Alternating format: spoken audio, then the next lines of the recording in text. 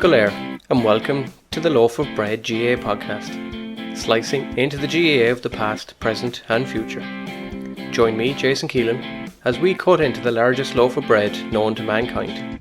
Hello, Diegwich, bonjour, ni hao, konnichiwa, guten tag and privyet to you all wherever you're listening in. What started as a message to 10 clubs has now expanded to more than 50 clubs globally from all continents.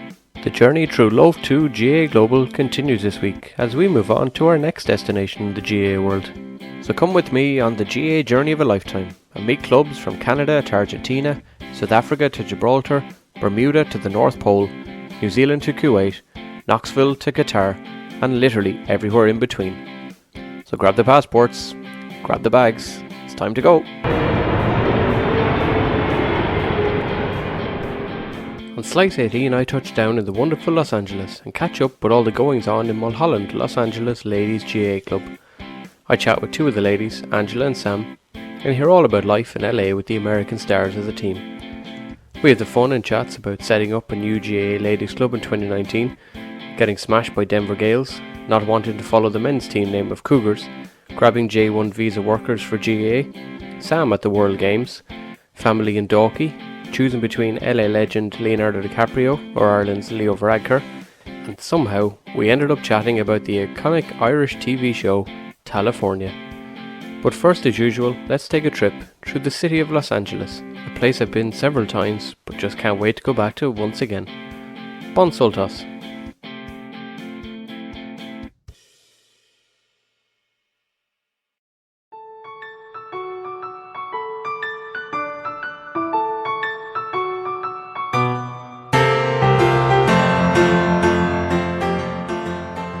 I land into LAX International Airport and greeted by the sounds of local legends the Beach Boys and a piano version of their wonderful song Wouldn't It Be Nice. Los Angeles, the home of Hollywood, beautiful climate and the City of Angels, has a population of around 4 million in the city and 18 million in the metropolitan area. Before the arrival of the Spanish explorers, it was the likes of the Tongva and Chumash tribes who inhabited the area. In 1781, a group of settlers called Los Pobladores founded the area, which is today the largest Roman Catholic archdiocese in the USA. Mexican rule of the area ceased in 1847 after a battle between the US and its neighbours down south. At the turn of the 20th century, it was necessary to help the city grow in infrastructure as the population exploded. Step forward Irish engineer William Mulholland. Mulholland organised and designed the specifications for the city's new water supply, thus allowing the healthy growth of the area. A decade later, the famous growing movie area called Hollywood became part of the city, as more than 3/4 of the world's films were being made in the area. In 1932, the city had expanded to the point that it hosted the Summer Olympics. Amazingly, when it hosted it again in 1984, it's said to have been only the second time a hosting city actually made a profit from being the main venue. The other time, 1932 also, in Los Angeles. They will host it again in 2028. Geographically, the city is placed in the San Fernando Valley, next to the Pacific Ocean and near the Santa Monica Mountains. Malibu, Santa Monica, Long Beach, Huntington, Redondo and Venice Beach provide the main areas for basking in the sun and taking a stroll, or working out of course is also common. As for tourists, other than the beaches, the city has an endless list of things to do and see. Popping across to Hollywood, you can find all things Academy Award related, from the Hollywood sign to the Chinese theatre. Find a famous name or two or 100 on the Hollywood Boulevard and the Walk of Stars, or get a photo with some guy claiming to be Michael Jackson. He was an odd lad when I met him. Maybe a visit to Universal Studios in Anaheim is your thing, or maybe just a walk or drive to the famous areas of Sunset Boulevard, Rodeo Drive or the Warner Brothers Studios. Whatever it is, LA has it. The city has a list of famous names that is simply too insane to even begin, but here are some notable faces. British Princess Meghan Markle, formerly actress in the likes of Suits, was born in the area. Singers Billie Eilish and Adam Levine of Maroon 5, TV stars The Kardashians, actors Jennifer Aniston, Angelina Jolie, Marilyn Monroe, Jodie Foster, Rami Malek, Dustin Hoffman, and my own favourite Bryan Cranston. It's your meeting. Why don't you start talking and tell me what you want? $50,000. Oh, man. 50 G's? How you figure that? 35 for the pound of meth you stole, and another 15 for my partner's pain and suffering. In sporting terms, the city has 11 pro teams in the major sporting leagues. The LA Dodgers are the team of choice on the baseball field, and boast many names such as the iconic Sandy Koufax in their history. The younger city team, the Angels, have one world title, which they won in 2002. The Dodgers have an impressive 7 world titles to their name, including their most recent in 2020, where they beat Tampa Bay Rays, the same team mentioned in the last slice when chatting about Philadelphia. The LA Kings and famous Anaheim Ducks are the teams of choice in the NHL. The Sparks are the famous basketball team on the female side, the Clippers and the Lakers are the NBA stars, Los Angeles Football Club and LA Galaxy on the soccer field for men, and Angel City FC for women, and the Chargers and the Rams in the NFL. The Lakers remain one of the most iconic sports teams in the history of the world. 17 titles to their name is only the tip of it all. The longest winning streak in NBA history in 1971-72 remains intact at 33 games. And the list of names is simply startling. And that's the number 1 pick for Houston. A little muddled kind of situation. Kobe on a counter pick. From the late great man himself, Kobe Bryant, to Shaquille O'Neal, Magic Johnson to Kareem, Fisher to Chamberlain, West to Baylor. Having won the title in 2020, you can expect the Lakers to be the usual force again for years to come. Mulholland Ladies GAA was set up in 2019 as a breakaway from the brother club in the city. The club has a great uptake currently, and they have the benefits of having a high school field for training, and also been able to say they train on Santa Monica Beach. Many a GAA team will cut their arm off for that chance. While they aren't the only club in the city or the state, they do find themselves growing strongly, and with the likes of Angela and Sam at the helm, and with the social side looking amazing online, you can be assured that the club will be a growing force in the US GAA for many years to come. So let's get to the beautiful Santa Monica in Los Angeles and head over to meet Angela and Sam and find out all about life in Mulholland GAA. Hey Sam, how are you? I'm good. How are you? Yeah, not so bad, yeah. Hey Angela, how are you? Good. How about you? Yeah, good, yeah. How's all in LA? It's hot today. Oh, I feel less so, hot for me. yeah, I feel so sorry for you, yeah. Sorry. Yeah, it's like what, in the 80s today? It's warm. Fahrenheit. Yeah, I hate that, yeah. I've had 2 coats on today, so yeah, it's really warm here too. 80 there? It's 66 near the beach. Oh God, it's warm over here.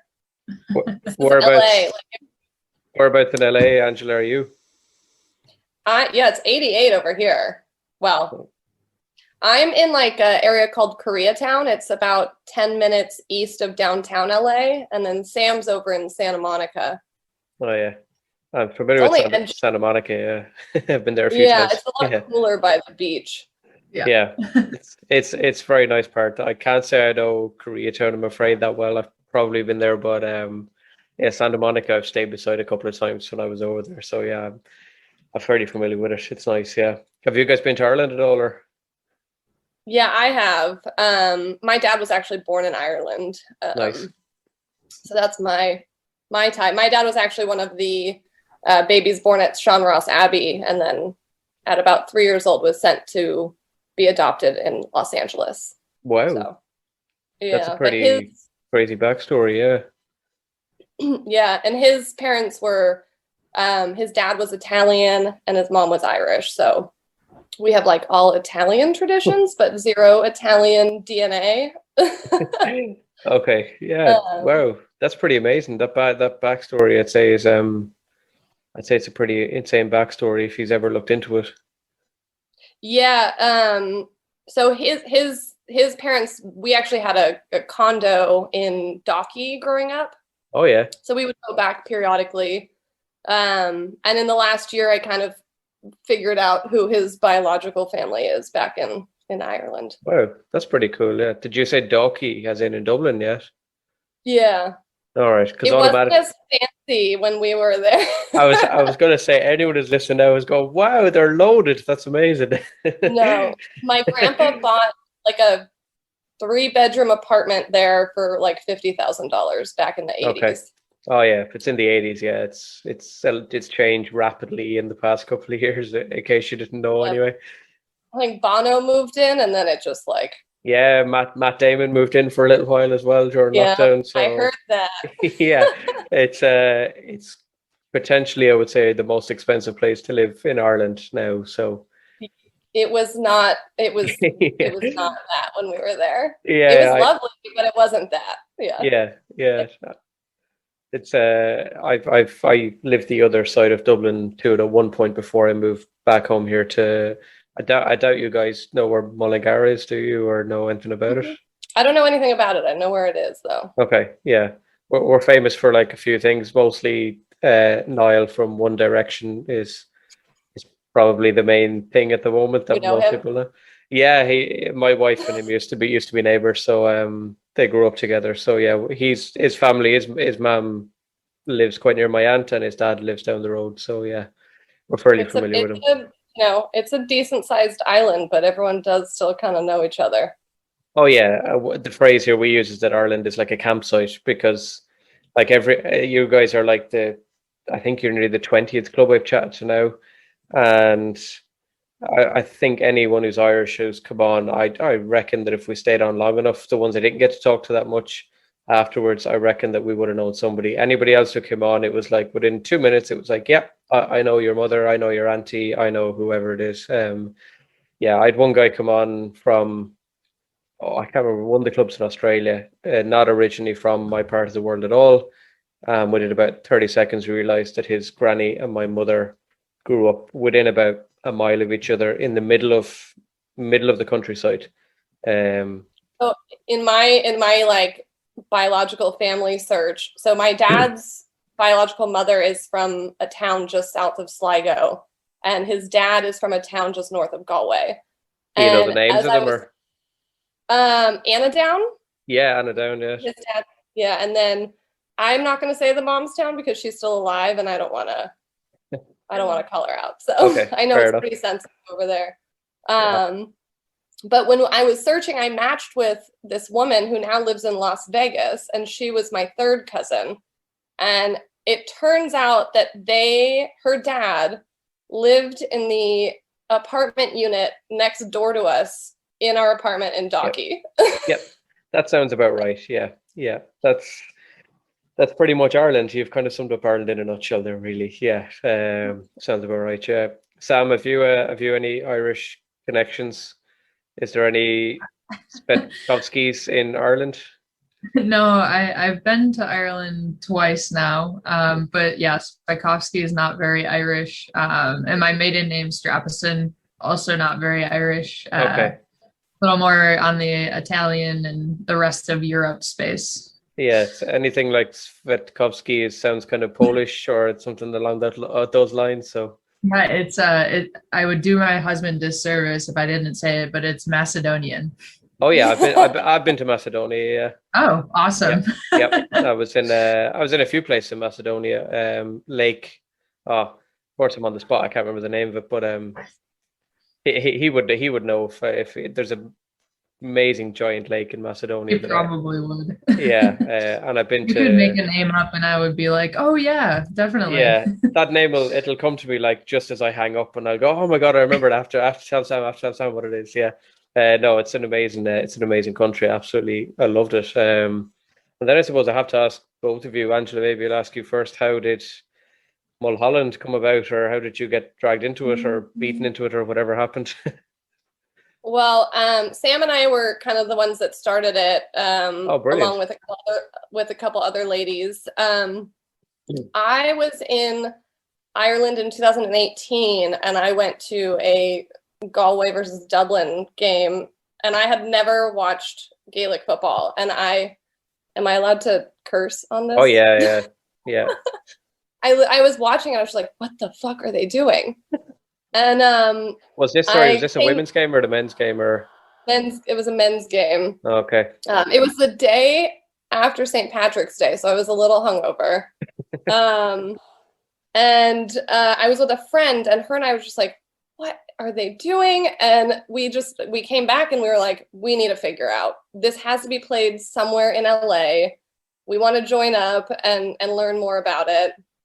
And I think part of it was a bit of like curiosity back, to my culture that I didn't have as much of growing up here in LA. And we found the Cougars, which are in Culver City, which is the men's team, but there was no women's team in LA.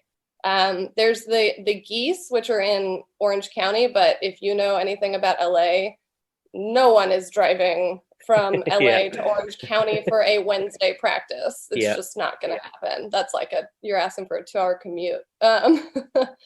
And that's actually how I met Sam, because Sam's husband, Scott, was playing with the Cougars. And we practiced with the men for about a year and a half, I'd say, Sam, before we were like, all right, we're going to get a women's team going. We did hear some feedback from the reason why the name is different is we got some feedback, obviously, from other women who were practicing that they didn't really want to be called the Lady Cougars of Los Angeles. Surprisingly. I think there's a TV show called that. Probably, yeah. It sounds like a reality show somehow, yeah. Yeah, we would have had a lot of issues with trademarking. It wouldn't have been. Yeah. What do the numbers go? Like, what did you get from when you left the men after like a year and a half? Did the numbers grow pretty quick, or? So I can speak a little to that. When I first had went over and like started going to the men's practices, there was one female there, Shannon, and she is one of the founders as well. And she was just like, I really want a women's team. Like, we got to get this going. And it wasn't picking up, just being out with the men. Like, we have some really great guys, but if you're coming first into the sport, it's a little intimidating. Yeah. And so that, as we started to branch out, I think we've grown from that one to 2 to 3, which you're looking at 2 of those 3 on this call, to like a regular, 10 to 15, I would say, that cycle in and out, which has been, just fantastic. We just had started the club in 2019, I think, officially. And so, we've been able to get enough numbers out for small-sided games and really get things going and have a good time. Yeah, that's amazing. We're still really in like our infancy. We started in 2019 and then the pandemic hit, and it was kind of like, I think Sam, Shannon, and I kind of thought like, oh crap, like we're gonna have to just basically start completely over. And we just had to go through registration right now, and we had 13 players register. So we actually have a full team, enough to play, and but we really thought we were going to have like, it's just going to be us again.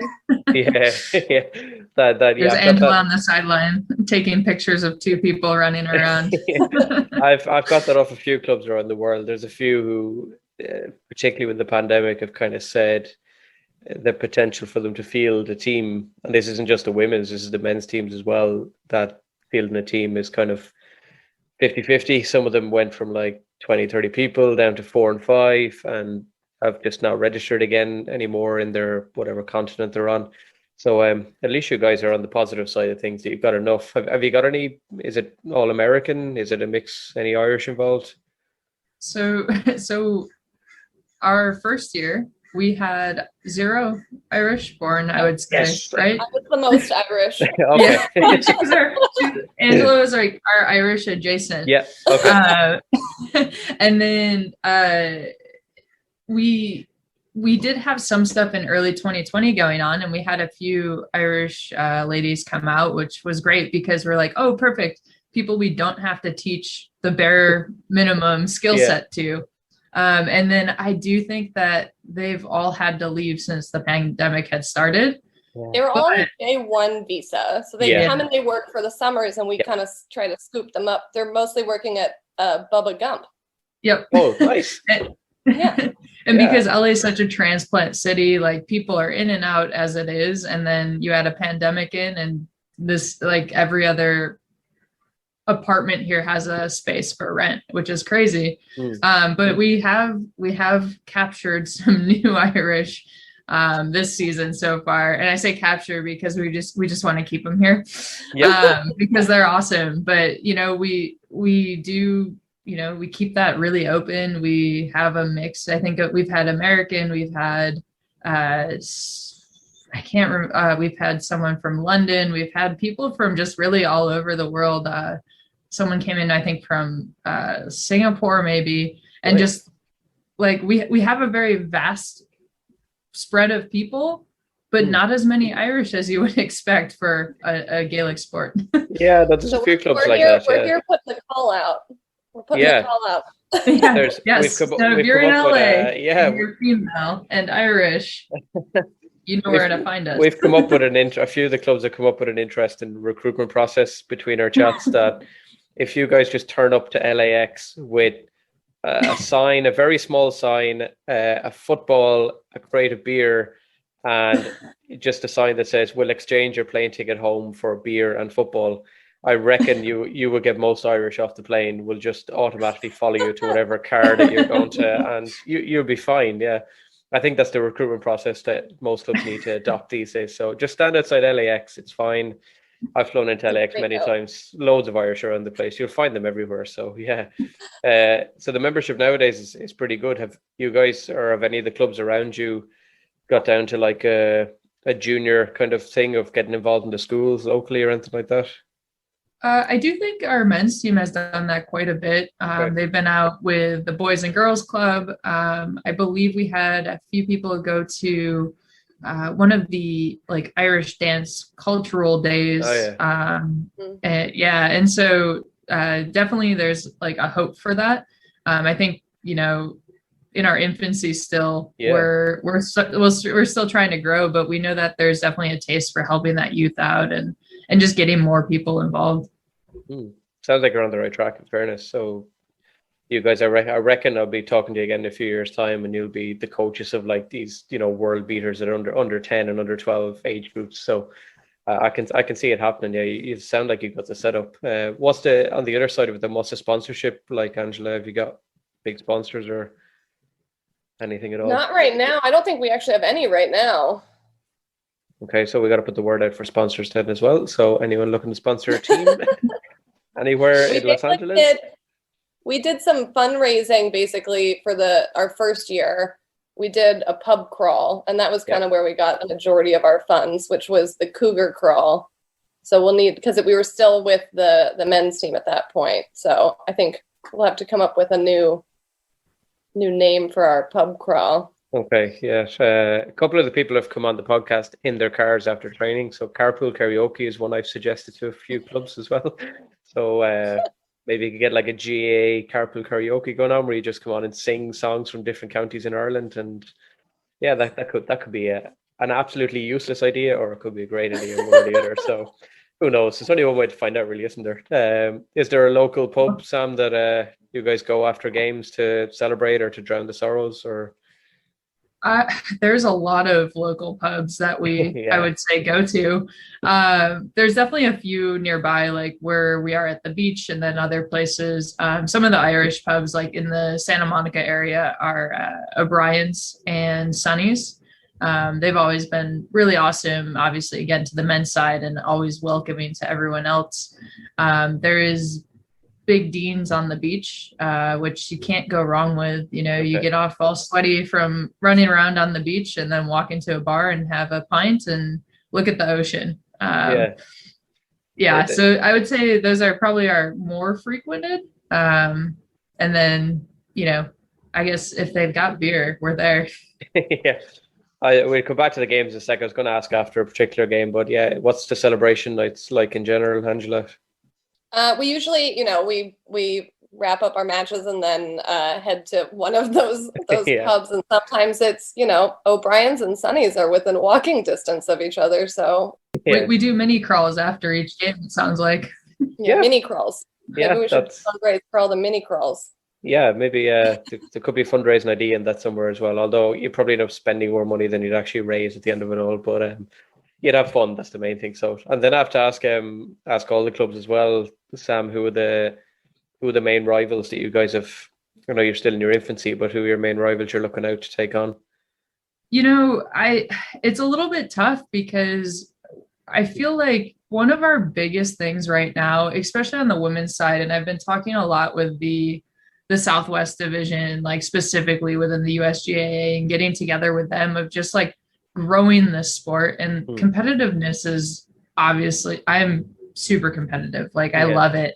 But right now we're just like, we just want to play. So anybody that pretends or wants to be our rival, like we got it. I would say, I mean, if you go by location, there's clubs, as Angela said, in Orange County and San Diego. So I think you have to pick one of those. But everybody that we've played against has just been like, hey, it's okay. Like we crushed you, but keep coming back because we want to have that rivalry start to build over the time. Yeah. Denver destroyed us and then came up to us afterwards and we're like, you guys did so good. Like we can't wait to see you next year. You guys did so good. And I was like, the amount of bruises I had. And like San Diego always, they'll reach out and be like, we want to play a game. We want to do a tournament. If you guys don't have enough players, we will give you some of our players to play. Like that's kind of the spirit of the games down here. Okay. Yeah. The rivalries, I was going to ask on your top, I see the World Games 2019. Did you guys actually get to the World Games even though you were very new or? So the USGAA put together like kind of a compilation of teams to send in 2019. The All-Stars. No tryouts. You're just automatically an All-Star. Can you make it? Yeah. And so I ended up going and representing obviously Mulholland. There were players from San Diego, Denver, Madison. I'm gonna miss one or two also from like the Midwest. And so we went out and we played a handful of games out there. We might have won one or two too. It was so much fun. Like, and that's where I think we're like the idea of just like growing the sport around here becomes bigger and bigger because we would love to be able to send a full team out or have the US send multiple teams, which would be great. But at this point, it's like, okay, we got to pick and choose from all these clubs and get out there and represent our country well. Yeah. Did you guys play in the like American leg of it in America, or did you get to come to Waterford? We were in Waterford. Yeah. Yeah. And you guys, I have to ask because I'm still trying to locate who this team are. Some team got on. So the buses from Dublin Airport, I don't know if you guys flew into Dublin or Shannon or but the buses from Dublin Airport were put on by the GAA. They were free. Some team got on the wrong bus and went 2 or 3 hours, not the wrong way as such, but just went through a lot of places they didn't need to go through, stopped at a lot of places they didn't need to stop at, and turned up totally late for their first game. It obviously wasn't you guys. Oh, no. You probably no, that wasn't us. We did fly into Dublin, but most of us didn't know each other getting into there. Okay. And so when we showed up, we're all like, hey, I'm Sam. Hey, I'm so-and-so. And it was like the first day, everybody was like, okay, so what position do you play? But I feel like I did hear about that. And because it's not far, but it's definitely not close to get out to Waterford from Dublin. No, it's like a couple of hours south. But some team, like the journey, the buses that were put out were pretty like, dead straight, crow flies, straight line to Waterford. Whereas these guys, whoever they were, this mystery team I haven't found yet, went via Harlow, Kilkenny, Wicklow, Wexford. Like they did like an S shape to get into Waterford like hours after they should have.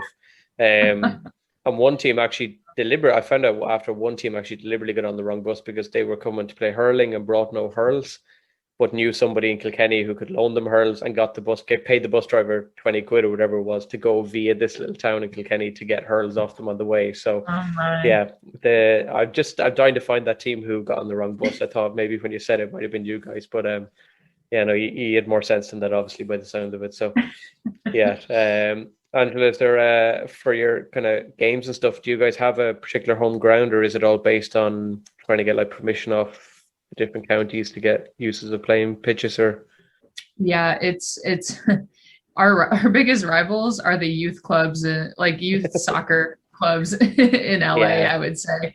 Yeah, it's really just, finding the pitches, figuring out what's open and when, and getting usually odd game times, I would say. Yeah. Is there, Angela, every club has its, I know you don't have particularly Irish people, but every club has its stereotypical Irish lunatic. Do you guys have one of those? Say so. I won't say who. Oh, you're like the last guys. You're the last club I had on just were like, nah, we'll keep their name private. And I was like, every other club has just come on with like a list going, yeah, look, I want to talk about this person because they're like, Well, see, we also get to go out with the men's team, and so whoever on the women's team is acting the craziest, you still have, the dudes out there like dancing on the table, taking their belts and pants off. So okay. Sounds like a real Irish night out. Yeah. That was a few bars deep. Yeah. Okay, fair enough. Yeah, we'll give them the benefit that time. Yeah, and then Angela? Is there a karaoke song of choice for the club? Oh God, they definitely done karaoke. Sunny's always has like random karaoke going, but I don't know. Sam, is there a specific song that we've? I don't think so. It's the most American song we can pick. Born in the USA. I don't know. Yeah. That is such a contradiction. Like Sweet Home Alabama. Yeah, American Pie. Sweet. Yeah. Yeah. Okay. So you haven't got into the Irish songs then on karaoke, have you not? You haven't started singing Westlife or any of those, no? No, and like none of even the men's team. I like karaoke. If it happens, it's a rare occasion. Okay. And I don't even know if like the karaoke machines here can queue up all of those.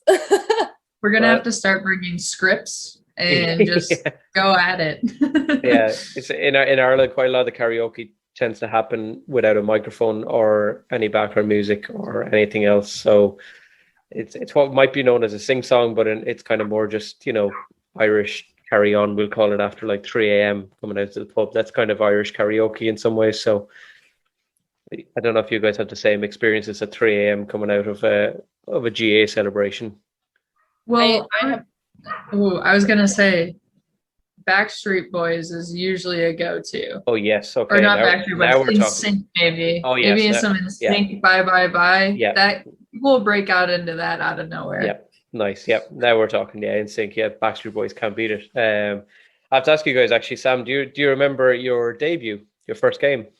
Yeah, we got crushed by Denver. That was our first game. That was the first game. Okay, yeah. Yeah. The San Diego Sevens, and it was brutal.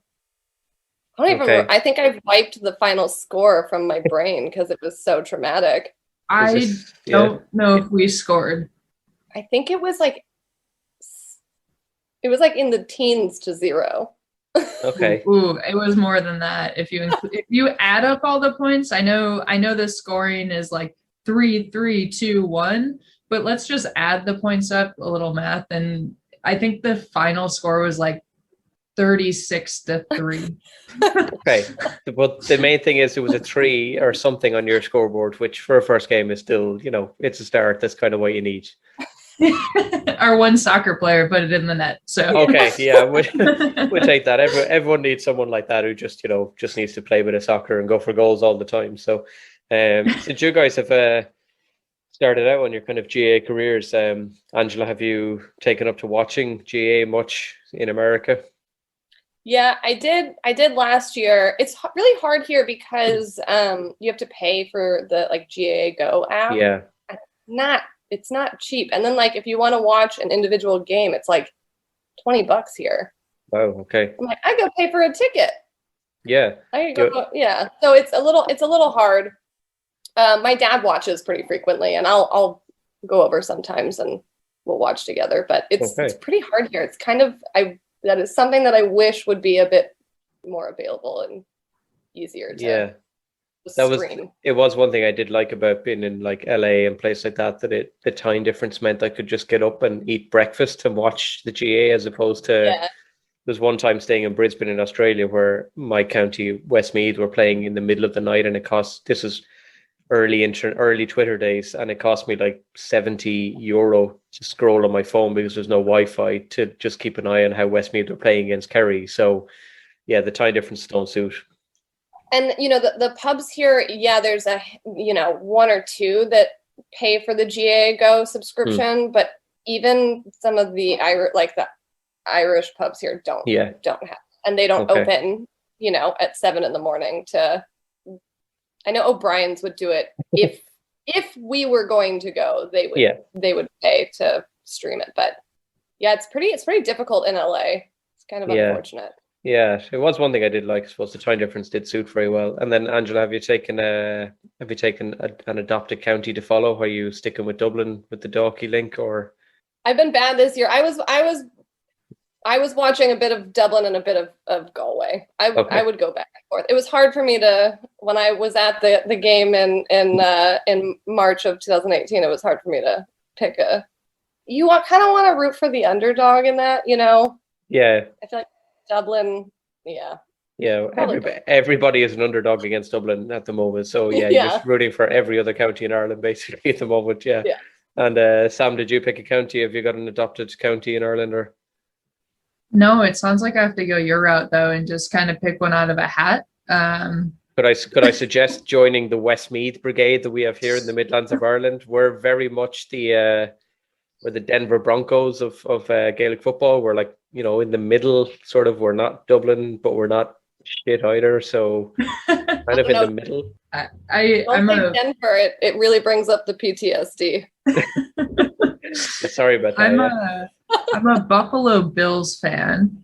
What would be the most equivalent to that? I really need to. Really good. Okay. We were really good, like in the late 80s, early 90s, and then we were terrible for 20 years. And then finally, the past year or two, we've stepped up, and we're making playoffs. So you're a Bills fan. I really need. This is where my mates will come in handy, because just like that, they just be like, "Yeah, I know exactly who you're talking about." Okay, so team was good in the dominant teams of the 80s were the Kerry footballers. But then this 20 years of shitness with the Buffalo Bills, Kerry didn't really have that. They kind of have stuck around. They've just been outgunned by Dublin. Kerry wouldn't be a bad one to follow. I'd love to say Westmeath, but unfortunately we have never won the All-Ireland. Sadly, we're one of the few counties that haven't.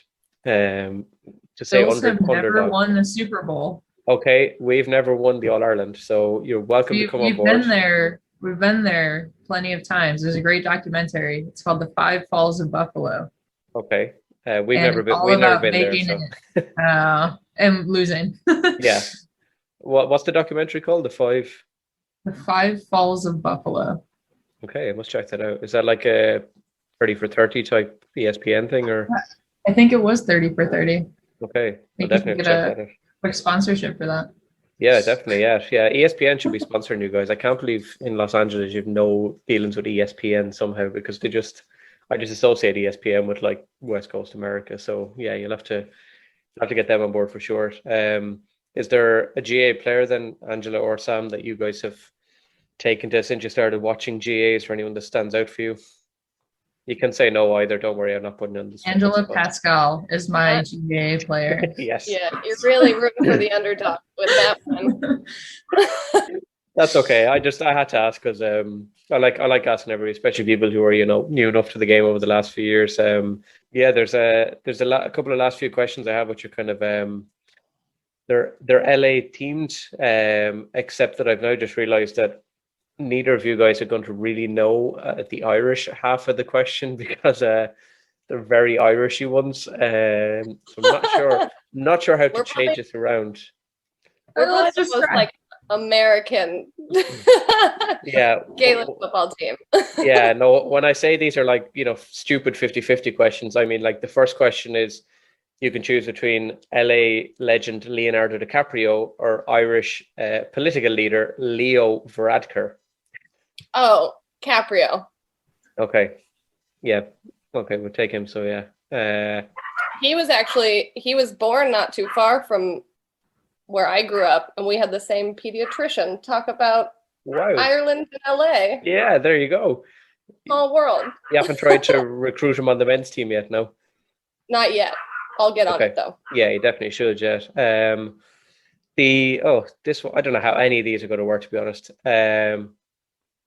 You guys were in Waterford, so well, Sam, you were in Waterford, were you? Yeah. Yeah. So Santa Monica or Waterford? Ooh, Santa Monica. Santa Monica, okay, good stuff. The last one I really wanted to ask, but neither of you guys will have a clue what this is, but I can explain it to you, I suppose. It was Baywatch, or a very famous Irish reality show called Tallafornia, which was essentially, I don't know how it's like the Jersey Shore of Ireland, if that makes sense. I need to add that to my watch list. Where can No, I find that? no, you really don't. I'm adding it. Oh my God, California no. to the list. No, don't add it. It's the most horrendous rubbish that you've ever come across in your life. You guys are familiar with Jersey Shore, I'm sure, and all that. Oh yeah. Yeah, it's like Jersey Shore for Ireland, except Jersey Shore is at least half interesting. This is absolute horseshit. I can't tell you how bad it is, to be honest. It's awful. Yeah. I have to ask as well, because I ask everybody. I'm a big fan of this program, but have you guys been introduced to Father Ted, the TV show? I have not watched it, but I know of it. Yes. Okay. Great start. Sam has muted herself, which means that she no, I don't know what it is. I'm like quickly Googling on my side computer. No, I've not heard of it. Now, when you want to add something to your list, don't add California, but add Father Ted to your list and see if it's something of interest to you. And then if you find any Irish person out there, just tell them that you know Father Ted, and you'll instantly become best friends. It's the greatest. I'm gonna need that reality show name again, though. Oh God, Tallafornia. I'll send it on to you guys after. I don't know why I would do that to ruin your lives, but I will. The last question I'll ask you, well, the last couple. If you had a choice between going to the NBA finals, the NFL finals, the Major League Baseball finals, or an All Ireland final, which one, Angela, would you choose? I see. I don't pay attention to many U.S. sports, so Okay. All Ireland for sure. Have you got another non-US sport that you're a fan of? I follow Formula One. That's nice. my other. Yeah. Who's your Formula One team of choice? I like McLaren right now. I follow Daniel Ricciardo. I find him very entertaining, just from a general.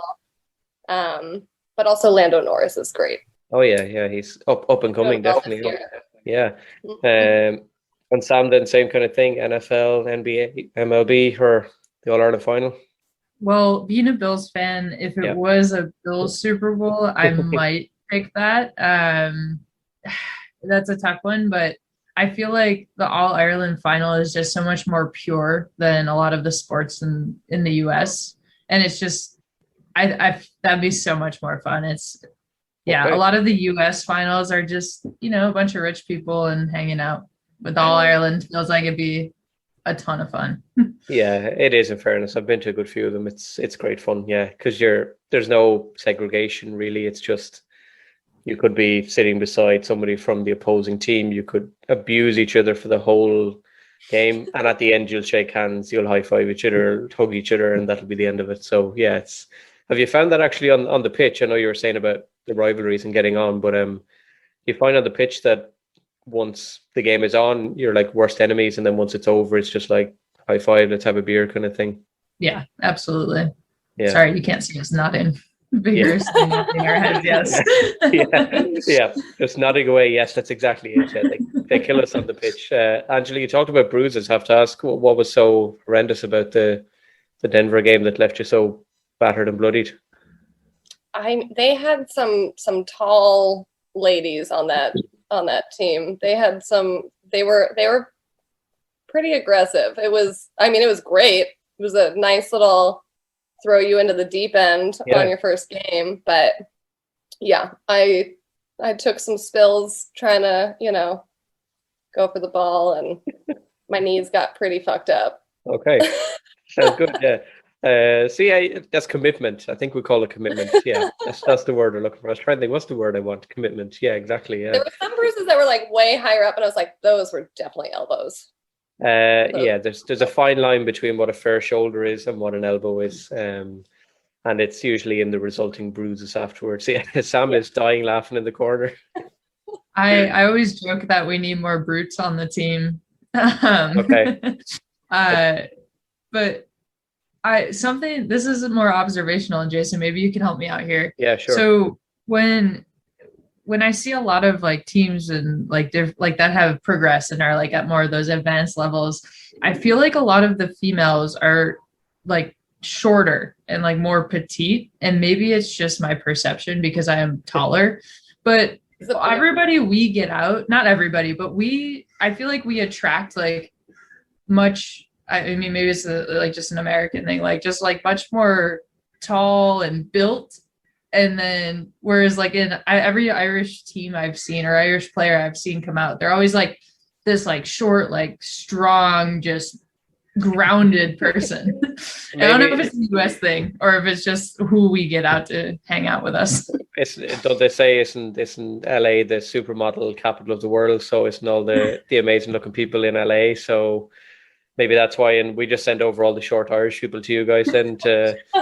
So tactically, if you want to work that out properly, you need to put your tallest two people, one in the middle of the pitch and one as close to the other goals as you can. And that's essentially the old, you're talking about your, Buffalo Bills type team. That's the old way of Kerry in the 1980s. Goalkeeper, straight to the midfielder, straight to the tall person up front, just let them catch it and just let them either pass it off or shoot, one or the other. The other players on the pitch just become redundant, then you don't need them. So you could easily play with 3 or 4 in a team and you'll be fine. I love when I get to be redundant. I love when I get to be redundant. I know you've only began your career. Your career is just, kicking off. So you've got many All-Irelands to get to yet. So, and many USGA finals as well. So are all the Irish, Sam, are they all short arses as we call them? I feel like maybe it was just from a few of the tournaments I've been to. Like, I feel like I was towering over people and I'm not that tall. I'm 5'9", right? Okay. I'm not very tall, but maybe it was just the people that were playing that day. Yeah. Very odd observation, I would say, because I feel like it's good to have some height. Like you said, you only need 2 or 3 players then. Yeah, I suppose. Yeah, some of the Gaelic football teams over here, like some of the women's teams, will be. I'm just thinking, like some of our sort of best exports in some ways, like Sarah Rowe and Orla Dwyer, who are both playing down in Australia now. Like they wouldn't be considered tall, but then there are others I can think of even in my own county who are like 6'1", 6'2", and beyond. So yeah, you kind of have to have a bit of a mix. It's always in football. It's always the small, nifty players who you put in the corners, put them on the wing, and they'll just run around everybody else. And then you just put your giant in the middle and put your giant up front. The tradition in the men's, well, maybe not tradition, but in men's games here, it's often the heaviest person, the big lad, as we would call them. They got put in the most forward position, the full forward line, just to basically catch the ball and just pass it off to somebody who's running, just to be wide. Mm-hmm. And of course, so yeah, if there's surely someone Irish will come along who'll be very tall, and then you get some short, nifty players as well, and the person who's the laziest, you put them in goals. So sounds like we need a virtual coach Jason session, tactical session. I'd say there's probably more chance of me coaching than there is of playing, because my playing days were, to say unsuccessful is probably an understatement. Well, yeah, coaching wise, I've probably got more coaching ability with the school that I teach in than I have from playing. So yeah, I'll happily come on some virtual coaching. I'll get out the tactics board and I'll start screaming at you virtually for not doing things right. So yeah. I'm just gonna have someone on the sideline carrying this computer back and forth. just his iPad just been held up at halftime, just me just shouting abuse at you for not doing things right. Yeah, that sounds great. Yeah. The last thing I have to ask you guys, Sam, since you have the top on as well, can people find your gear and stuff on O'Neill's? So I believe went through Masita. Is that how you say it? Yep. I don't know that anything's up there. We've been talking with them about that, but if anyone's interested, they can just reach out on our Instagram, Facebook, wherever it may be, and we can hook you up. Cool. Sounds good, yeah. And Angela, is there anyone you want to give a shout out to before I let you guys go and enjoy your beautiful sunshine? I don't think so. That's the way of saying I don't care about anybody. To hell with everybody. To hell with everybody. Sam, is there anyone you want to give a shout out to on Angela's behalf? I mean, I think just like shouting out to everyone who's come and like in contact with our club and just supported us has been great. I know I mentioned earlier Shannon. She's really one of the catalysts behind this all. So big shout out to her and all the work she's done. All the players, obviously, and then the men on the Cougars side that were very supportive and still are, and still come out to practices and coach us and help us. So really everybody, and then anyone who wants to give us money, we'll always take a sponsor. I would love my dream sponsor now is Angel City FC, who's the new women's MLS team. Oh yeah, for 2022 in LA. So have they been officially put into the MLS? We only get little bits of the MLS here. Mostly it's David Beckham and Inter Miami. So yeah, they'll be starting in 2022, I believe. Okay, yeah. I'll have to keep an eye for them. I heard about it, but it's like MLS over here kind of, yeah, it's not that it's not popular. Everyone obviously loves soccer, but it's kind of seen in Europe as like a retirement home for footballers, essentially, who left England and Italy and Spain and decided to go play in America. Hence why David Beckham for the GAA too, right? Well, depending on how many Irish people I can fit on the next flight out to LA, you'll find out soon enough. So,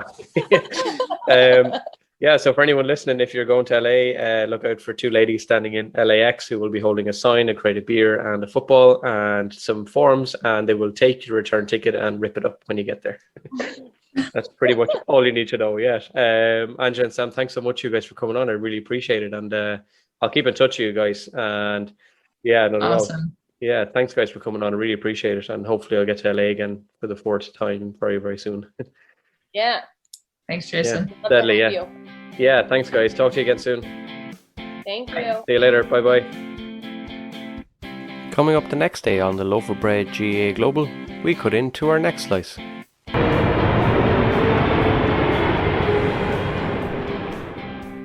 Match itself, do you have a position in general on the pitch, or? I do have. I'm playing at the back. Okay. I'm a centre back. Yes. And do you like that position, or would you rather be the forward? I'd love to be a forward. Due to my experience to 2019 World Games in Waterford, we didn't score too many goals. So, yeah. Leander's pitching his case for the next tour. So for the next tour, I'm sure if I'm selected, I'll be playing forward. We say a big thanks to Sam and Angela and make our way to our next destination. And coming up next Monday on Slice 19 of the Loaf of Bread GAA podcast, I have an eye-opening chat with Derek from Mayfield in Cork and the wonderful South African himself, Luanda, and life with South Africa Gaels GAA. It is brilliant to chat with them honestly about the amazing work being done by the South Africans on the GAA field, Luanda working in GAA development, the need for GAA gear for the locals, taking on Australian and British teams, playing on Clare Island in -7 degrees, picking Athlone over Cape Town, the World Games 2019, Luanda being a Mayo fan, the Thailand tour, the money just resting in his account, starting a women's team, and Leanda following the Loaf of Bread GAA podcast on Facebook. This is such a great chat with the South Africa Gaels GAA, and that's next Monday morning from 9 AM as we continue our journey with 2 slices a week. I'll see you at the arrivals hall, but until then, check out the various clubs on the Instagram page and see all the amazing work they do and some of the nicest GAA gear going. Find the podcast on Instagram, on Facebook, on Twitter, and on TikTok. Email loafofbreadpod@gmail.com, or just simply hit the follow button and spread the word of the Loaf of Bread GAA pod across the globe. Slánigi.